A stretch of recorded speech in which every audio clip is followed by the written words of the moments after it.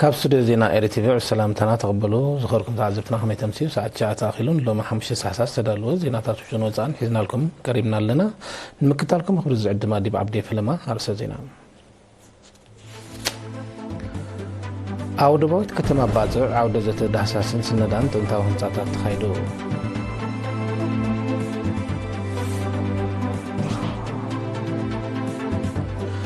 منستر تعلنان منستر ندن اندسترين كنا تاتا ما يودين مدساس زعلمه عودة زت وديبام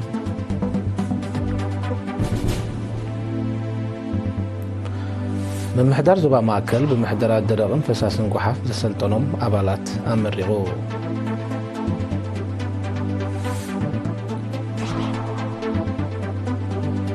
أبزيناتات وصاي روسيان هندن كلتا أوزمدنان متحبارن دنفع زخلن حيالو سمعت كتمان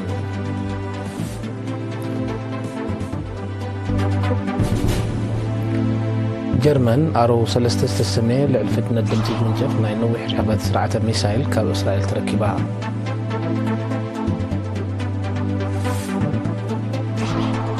إسرائيل نايكلتشان إسرائيل شدشن باجت مكل خلا نباستات 34 بليون دولار كم جابينتو أفريقيا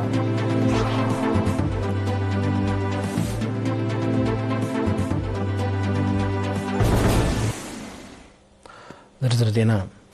أباطع معول تكنولوجيا استفلاليو كيلاتاتن سسنية قبراو سراح استسنية عودة زته دهساسن سندان تنتاو هنساتات تخيدو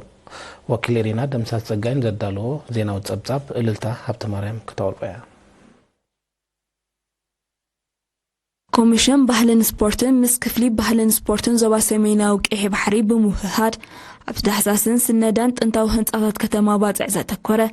بملوا تمكرون قبراو تمرتن استسني عوده زته كاب 10 حدار كساب 3 تحساس وديبو اما حداري زوا ويزور اسمرت ابرها تركبهم سمزي ابتساتفو عوده زته اب حفشاو دحره بايتن امرن طبب سنه هنصا دق سب محدرا بحلاو ورشا كمون أب كنتات من قطقات مريت أب زباطات سميناون دواون قحي بحرن تزاماد زعباتات زتكره شعات مصنعتا وراقتي قريبهم كاب أمريكا زمزة أركتيك تسفاي برخي تحساساو مصنعتن مسرح عقابن كتما باطع أملكتوني إيرنا أبزها وحبريتا اتبو معبل تكنولوجين استفلالي كإلاتاتن استسني قبراو السراح مقصالتا نايت عودو زتا كمزخونة بمتكاس نتهنت آتات نمسنادن بعمقات نمفلاتن حقاز منبارو أرديو بتاريخاوي دحر بايت عن دحر ماتينار إنايا أزيو استحلالخة وي استحانا فتس تاريخ ظلوا ختمايا سلازي حدا خبت أتوكرو زقبرنالو أزيو سفح زغنا مصنعتاوي سرح نخنقبر كإلاتات كاب كله سفحتات ماتيام كساتفولو بتصانو سراحي سلس مأزنا وسئلتات كم دسال بزعبا هنساتات نفلتينا زي اتش بي مجن كاو كينيو خيدو نابتز دقيقة زتتقوملو قد سرارحة وي أمان وي أنشأيتي وي تاريخاو دحر بايتا وي أمتاتا أنا إذا مسارحيتات حقيفو كسرح زغل تكنولوجي نداتا تقمنا إنا نخيز لنا إذا ما صباح نقول نزاخة ما زخون يكون وسانيتات كجبر الله نقوله ناي تسجنا خونه ناي محدرة خونه ناي حدش سرحات كونون زي اتش بي مزبها التكنولوجي نتقملو زلنا كم زبلت موكسي ويزبلت مسارحي غيرنا نسرحلو لنا مو مصنعاتي أزيو سفيحو جن أو حدا كتر نفوز زقل زمناوي مسارحي تتأكيدنا نغيد لنا كبيت صحفت ورشا أسمرا مهندس بريهو تخل أبدما كم أكلنا يتمصنعتها والسراحات كابشحن شعاتي 238 أتحيزو أم محدار كتما باصع تعقبو نزصنحي هابتام سندات كدهسسوان كتقاملون بمخالم عبد الرخيت كم زغبره أجنزيبهم كم مجمر تباهيلو حد زوني توهيبنا حد زون إيز بحال كبابي سلاسة زخون هنساتات زلوه أبكند مسمر ويدم أبكند قرنا زركب بزح بوكو هنساتات زلوه نعو كم أبنت بمقبر ناتو لحساس حبريت هم كابت جيرو مالتيو قون زدماني ناي درون تكنولوجي متقام كا اتي اوربان بلانينغ ويدماني كتماوي قرص نايتا ናይ ባፅዕ ከመይ ይመስል ከዓ ኣዝዩ ምዕቡል ዝኾነ ቴክኖሎጂ ድማ ስእልታት ውሰድ ነይሩ ማለት እዩ ሳልሳይ ኣዝዩ ኣገዳሲ ድማ 1938 ጀሚሩ ዝነበረ ኣዝዩ ሃብታም ሓበሬታ ዘለዎ ተዓቂቡ ዝፀንሐ ኣብ ምሕዳር ከተማ ዘሎ ንዕኡ ከዓ ንዕውን ዳህሳስ ተገይሩሉ ብግቡእ ትዘድሊ ሓበሬታ ተወሲዱ ማለት እዩ ሓላፊ ኣሃዱ ዕቃበ ቅርስታትን ታሪኻዊ ቦታታትን ኣቶ ትዕግስቲ ብኢዱ ድማ ካብ 2015 ኣትሒዙ ብዓይኒ ታሪኻዊ ኣገዳስነቱ ተራእዩ ናይ ዕቃበን ሰነዳን ስራሓት ክካየድ ምጽንሑ ብምጥቃስ እዚ ሕጂ ብምዕብል ቴክኖሎጂ ተሰንዩ ዝሰላሰል ዘሎ መጽናዕትታት ክኽተልዎ ኣብ ጽኑሕ ኣገባባት ስራሕ ዓብዪ ኣስተዋጽኦ ከም ዝገበረ ገሊጾም ካብ ቅድሚ 1300 ዓመታት ሰብ ክሳፍራ ዝጀመረ ባፅዕ ዞባውን ኣህግራውን ኣገዳስነት ዘለዋ ወደብ ኮይና ከም ዝዓበየት ዝገለጸ ካብ ቤተ መዘክር ዞባ ሰሜናዊ ቀይሕ ባሕሪ መንእሰይ ዮታም ገዛኢ ምስ ግዜ ኣብ ህንጻታት ዝተረኣየ ምቅያራ ስለ ዘሎ ውህሉ ስርዓተ ሓበሬታ ከም ዝዳሎ ብምግባር ንምጽጋኖም ንዝወፅእ ውጥን ሓጋዝ ምዃኑ ብተወሳኺ ኣረዲኡ ሚኒስትሪ ጥዕናን ሚኒስትሪ ንግድን ኢንዱስትሪን ብሕፅረት ኣዮዲን ዝስዕቡ ሕማማት ንምቁፅፃር ዝቆመ ዞባዊ ሓይሊ ዕማም ንዝስርሓሉ መምርሒ ብምግምጋም ናይ መፃ መደባት ንምውፃእ ዝዓለመ ዓውደ ዘተ ብ5 ታሕሳስ ኣብ ኣስመራ ወዲቦም ኣብ ሚኒስትሪ ንግድን ኢንዱስትሪን ዋና ዳይሬክተር ክፍሊ ኢንዱስትርያዊ ልምዓት ኣቶ ታደሰ ወልደ ዮሃንስ ኣብ ዘስምዑ ቃል እቲ መምርሒ ኣብ ዞባታት ብዝጥዕም ኣገባብ ንክስርሓሉ ንፀዓቱ ኣካላት ብምስጋን ኣፍልጦ ሕብረተሰብ ኣብ ተጠቃምነት ኣዮዲን ንምብራኽ ውሁድ ፃዕሪ ወሳኒ ከም ዝኾነ ኣስሚሩሉ ኣብ ሚኒስትሪ ጥዕና ሓላፊት ኣሃዱ ስነ መግቢ ሲስተር ኣምለሰት ሓጎስ ብወገና እወታዊ ሽነኻት ናይ ዝተዓመት ስራሕን ዘጋጠመ ብድሆታትን ዝምልከት መግለፂ ኣቕሪባ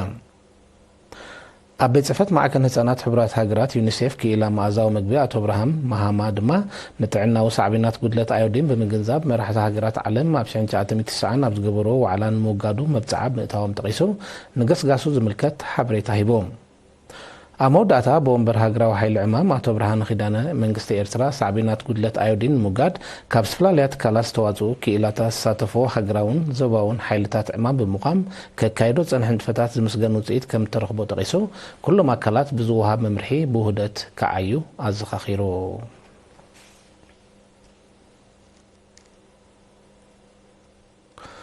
ብምሕዳር ዞባ ማእከል ብምሕደራ ደረቕን ፈሳስን ጓሓፍ ዘሰልጠኖም ልዕሊ 900 ሰራሕተኛታት ፅሬት ትማልኣ ምሪኦ ወኪል ኤሪና ዳንኤል ወልዱን ዘዳለዎ ፀብጻብ ኣብርሃም ዓንዲ ማርያም ከቕርቦ እዩ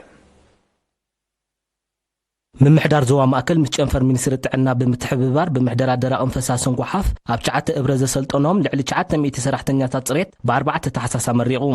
እቲ ስልጠና ኣብ ዘቤታዊ ኢንዱስትራውን ሕክምናውን ጓሓፍ ኬሚካላትን ኣብ ማይ ሓመድን ኣየርን ዘስዕብዎ ብከላን ንጽህና መግቢ ምፍላይ ጓሓፍ ውልቃዊ ፅሬት ምክልኻል ሓሸራት ከምኡውን ፅሬት ትካላት ዝብልን ተዛማድን ኣርስታት ዝሸፈነ እዩ ነይሩ ዋና ዳይሬክተር ክፍሊ ምምሕዳርን ፋይናንስን ኣቶ ተኪ ቀለታ ኣብ ዘስምዖ ቃል ፅሬት ከባቢናን ከተማናን ናይ ምርጋፅን ምዕቃብን ዕማም ንሰራሕተኛታት ፅሬት ጥራይ ዝግደፍ ስለ ዘይኮነ ኩሉ ኣካል መንግስትን ሕብረተሰብን እጃሙ ከበርክታት ተሓሳሲቡ ሓላፊ ኣሃዱ ምዕባል ዓቕሚ ሰብ ኣቶ በረኸት ታደሰ ብወገኑ እቲ ስልጠና ዓቕምን ፍልጠትን ሰራሕተኛታት ፅሬት ኣብ ምሕደራ ጓሓፍ ክባቢልካ ብግቡእ ዝእከበሉን ዝውገደሉን ኣገባብ ብምፍጣር ፅሩይን ፅፉፍን ከባቢ ብምውሓስ ጥዕና ሕብረተሰብ ንምርጋፅ ዝዓለመ ምዃኑ ሓቢሩ ወኪል ሰልጠንቲ ብወገና እቲ ስልጠና ነቲ ብተመክሮ ጥራይ ክሰርሕሉ ዝጸንሑ ኣተኣላልያ ጓሓፍ ብስነ ፍልጠታዊ መንገዲ ከም ዝድርዖ ብምጥቃስ እናተሓደሰን እናሰፍሕን ክውደብ ተላብያ ፅሬት ምስ ህይወትን ጥዕናን ሕብረተሰብ ስለዝተኣሳሰር ናይ ቀዳምነት ከም ዝኾነ ዝገለጸ ዋና ዳይሬክተር ክፍሊ ማሕበራዊ ኣገልግሎት ኮሎኔል ገብረሃንስ ወልደ ገድግሽ ድማ ሰልጠንቲ ብንቕሓት ክዋስኡ ኣዘኻኺሩ ጨንፈር ሃማዴ ዞባ ደቡብ ምስ ናይ ስራሕ መሻርክቲ ብምውሃድ ኩልንተናዊ ንቕሓትን ውዳበን ደቂ ኣንስትዮን ምዕባይ ዝምስገን ስራሕ ከም ዘሰላሰለ ብ3-4 ታሕሳስ ኣብ መንደፈር ኣብ ዘካየዶ ዓመታዊ ገምጋም ገሊፆም ኣብቲ ገምጋማዊ ኣኼባ ሓለፍቲ ማሕበር ኣብ 12 ንኡስ ዞባታትን ሓለፍቲ ቤት ፅሕፈት ዞባን ተሳቲፈን ነይረን ሓላፊ ጨንፈር ሃማዴ ወይዘሮ ሰናይት ኣፈወርቂ ዘስማዓቶ ቃል ኣብ 2025 ንቕሓት ደቂ ኣንስትዮ ዘበርኽ ኣብ ፖለቲካ ጥዕና ቁጠባ ድሕነትን ማሕበራዊ ርክባትን ዘተኮረ ኣስተምህሮታት ኣብ መላእ ዞባ ደቡብ ከም ተዋህበ ብምጥቃስ ብዝሒ ምዝጉባት ኣባላት ብኣስታት 5,000 ከም ዝወስኽ ሓቢራ ብዝሒ ተኸፋልነት ደቂ ኣንስትዮ ኣብ ፖለቲካውን ህዝባውን ስልጣናት ብደረጃ ዞባ ናብ ልዕሊ 300 ምድያቡ ከምኡውን ተሳታፍነትን ተወዳዳርነትን ደቂ ኣንስትዮ ማኣዲ ትምህርቲ ብቐጻሊ ዕቤት ምምዝጋቡ መራያ ናይቲ ዝሰርፅ ዘሎ ንቕሓት ከም ዝኾነ ዝገለጸት ወይዘሮ ሰናይት ዕዉት ስራሕ ንዝዓመማ ኣባላት ኣመስጊና ሓለፍቲ ሃማዴ ኣብ ንኡስ ዞባታትን ሓለፍቲ ቤት ፅሕፈት ዞባን በብወገነን ንዝተኻየደ ስራሕ ዘንፅባረቕ ፀብጻባት ከቕርባን ከለዋ ዝነበረ ደኻማት ምፍዋስን ብልጫታት ምዕቃን ዝሕግዝ ሓሳባት ኣቕሪበን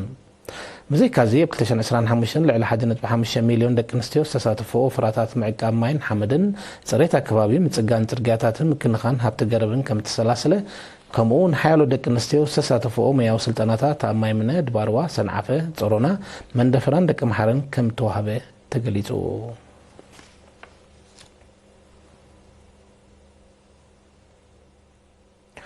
ጨንፈር ትምህርቲ ዞባ ማእከል ኣብ ኣብያተ ትምህርቲ ከም ወከልትን ንጥፈታት ባህልን ንሰርሑ መምህራን ኣብ ሙዚቃ ትልሂትን ድራማን ዝተኮረ ስልጠና ወዲቦ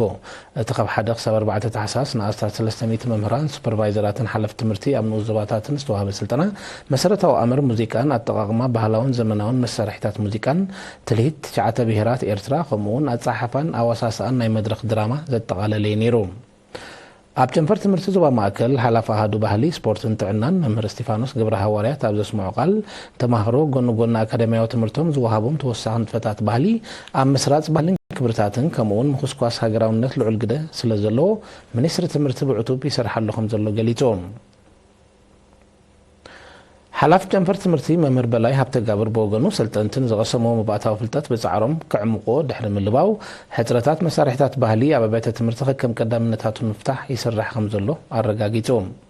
ኣብ ዝሓለፈ ዓመተ ትምህርቲ ንኣስታት መምህራን ተመሳሳሊ ስልጠና ተዋሂቡ ምንባሩ ይዝከር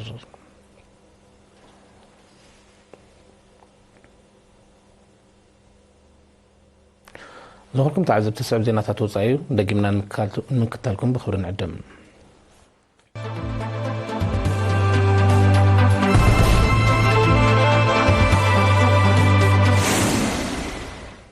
زينا وصاي روسيان هندن لومي حمشة حساس كلتا زمدنان متحبار بنفع زخلن حيالو سماعات كتيمان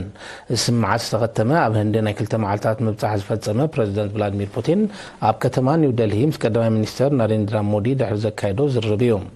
السماعات بغندون صلاتات مكلخال نقدي صعات كتبا ባህልን መራኸ ብዙሃንን ከም ዝሽፍን ተሓቢሮም بزي كازو خلتي مراحتي كساب 2030 استراتيجيكاو مديات كتباو متحبار هندن روسيان معبالن متن نقداو من لواتنا 100 بليون دولار معباين زحق السند أصدقهم بريزيدنت فلاديمير بوتين أبزهابو مجلسي هاجرو بزي مقراص نهندي ندادن مغرب دلوتي مخانا أرغاغيتو كدما مينستر ناريندرا مودي بوغنو هاجرو كينات يوكرين بزتن دبلوماسياو مداين كفتح نزلوا دليل دقيمو أرغاغيتو بريزيدنت بوتين ኣብ ህንዲ ዑደት ክፍፅም ኣብ ውሽጢ 4 ዓመታት እዚ ንፈለማ ከም ዝኾነ እዮም ጸብጻባት ዝተወሱ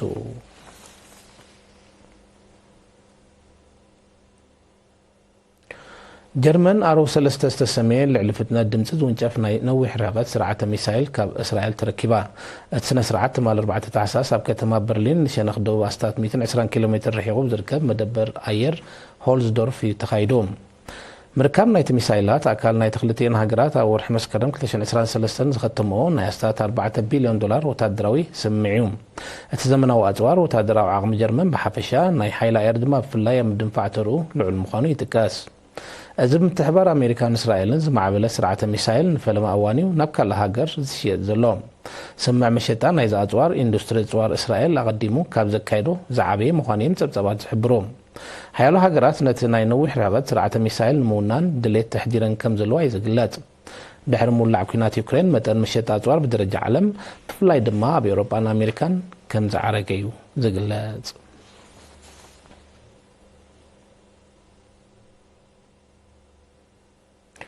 إسرائيل لنا 2026 باجت مثل خلا نبأستا 34 بليون دولار كم زعبيت تفليتا أزمة النزي كاب تقدمه بمنستري فاينانس إسرائيل تأمين مزنحة مبعتاوي باجت ب 27 بليون دولار كم زايدي زحبر زلوم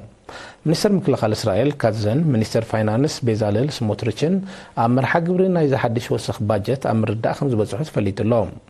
إذا حدش باجت اللي تات سراويت إسرائيل ملان هاجراو دحنة المحاسن وسان خمسخونة منستر مكلخال كاتز قاليتهم يخون بارز باجت كساور حمد قابيت 2026 ببايت إسرائيل كتصدق اللوم إسرائيل بشوعة تكمتل 2023 وشمت غازا ناير مدرن سفيح متقعت خاب تجمر اندحر وتدراو زايتاتا كم زنهار يزقلات تهاجر قبل علو شمت غازا تكايدو بزلا متقعتات لعلي 7 شيح فلسطينيين كم تقتلون لعلي 271 شيح كم زغسلون صبصبات يحبروا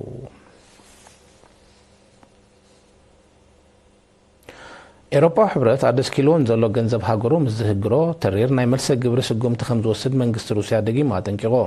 መንግስቲ ሩስያ ነዚ መጠንቀቕታ ዝሃበ ፕረዚደንት ኮሚሽን ኤሮፓ ሕብረት ኡርሳላ ቮንደር ላይን ብ3 ታሕሳስ ኣብ ዝሃበቶ መግለፂ 105 ቢልዮን ዶላር ካብቲ ደስ ኪሉ ዘሎ ገንዘብ ሩስያ ንዩክሬን ንምድጋፍ ክውዕል ዝተመሓየሸ ውጥን ድሕሪ ምቕራባ እዩ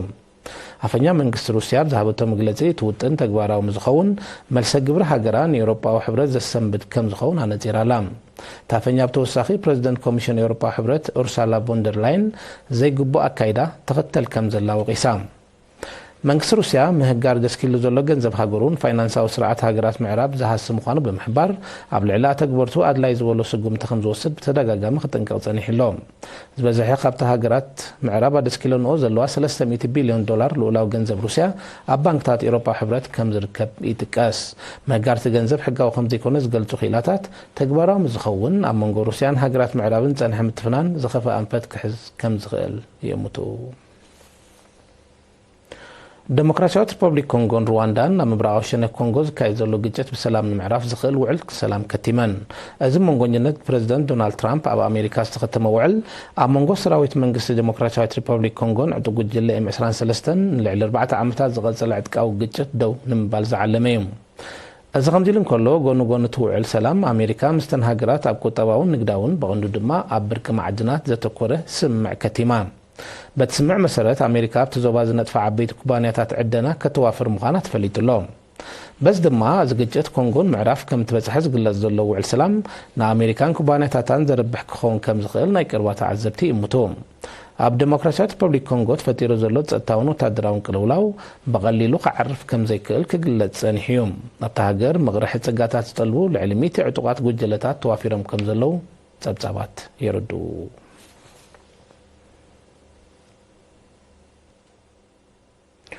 ሩስያ ናብ ሃገራት ጉጅለ 7 ዳግማይ ክትጽምበር ድሌት ከም ዘይብላ ፕረዚደንት ቭላድሚር ፑቲን ኣነጺሮም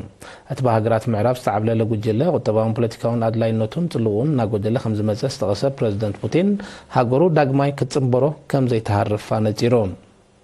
ሩስያ ኣብ 2014 ዞባ ክሪሚያ ናብ ግዛኣታ ድሕሪ ምጽምባራ እቲ ንኣሜሪካ ብሪጣንያ ፈረንሳ ጀርመን ኢጣልያ ካናዳን ጃፓንን ዝሓቁፍ ጉጅለ ክትወፅእ ከም ዝወሰነ ዝዝከር እዩ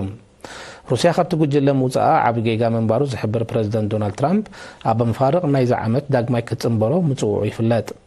ቤት ጽሕፈት ክረምሊን ግና እቲ ጉጅለን ሩስያ ምንጻሉ ዓብ ክሳራ ከም ዘጋጥሞ ብምጥቃስ ዳግማይ ናይ ምምላስ መደብ ከም ዘይብላ ኣብ እዋኑ ሓቢሩ እዩ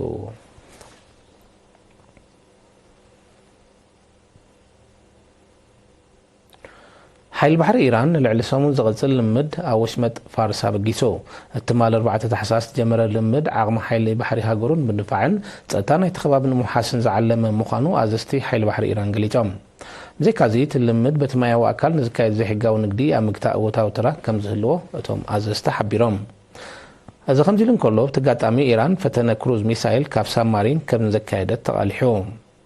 ፀጥታ ወሽመጥ ፋርስ ወሽመጥ ሃርሙዝን ባሕሪ ዑማንን ብሰንኪ ዘይሕጋዊ ንግዳዊ ምንቅስቓሳት ኣብ ሓደጋ ይኣቱ ከም ዘሎ ትገልጽ ኢራን ሃገራት ናይቲ ዞባ ሓበራዊ ምክትታልን ክዕብያ ፀዊዓላ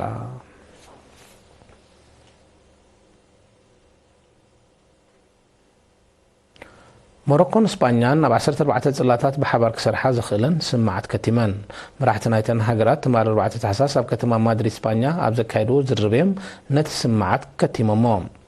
መሰረት ስምዓት ክልቴን ሃገራት ኣብ መዳያት ንግዲ ትምህርቲ ምቅላስ ክሊማዊ ለውጥን ቴክኖሎጂን ብሓባር ክሰርሓየን እዚ ከምዚ ኢሉ እንከሎ እስጳኛ ሞሮኮን ኣብ ጉዳይትን ፖርቱጋል ሓቢረን ዘእንግድኦ ዋንጫ ዓለም 2030 ከም ተመያይጣ ኣፍሊጠን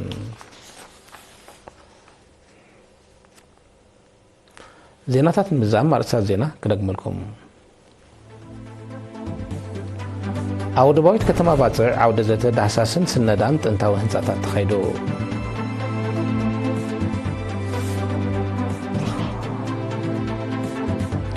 ሚኒስትሪ ጥዕናን ሚኒስትሪ ንግድን ኢንዱስትሪን ኩነታት ኣጠቓቕማ ኣዮዲን ንምድህሳስ ዝዓለመ ዓውደ ዘተ ወዲቦም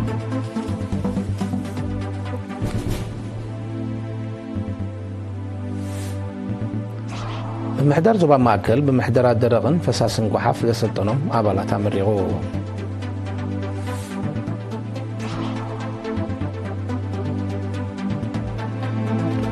روسيان هندن كلتاو زمدنان متحبار من نفع زخلن حالو سمعت كتمان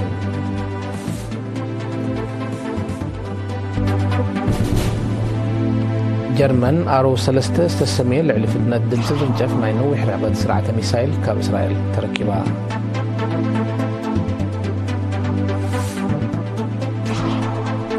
إسرائيل نايك تشن إسرائيل شدشن باجت من كل خلا ناب أستاد 34 بليون دولار كم زعبيته أفريقيا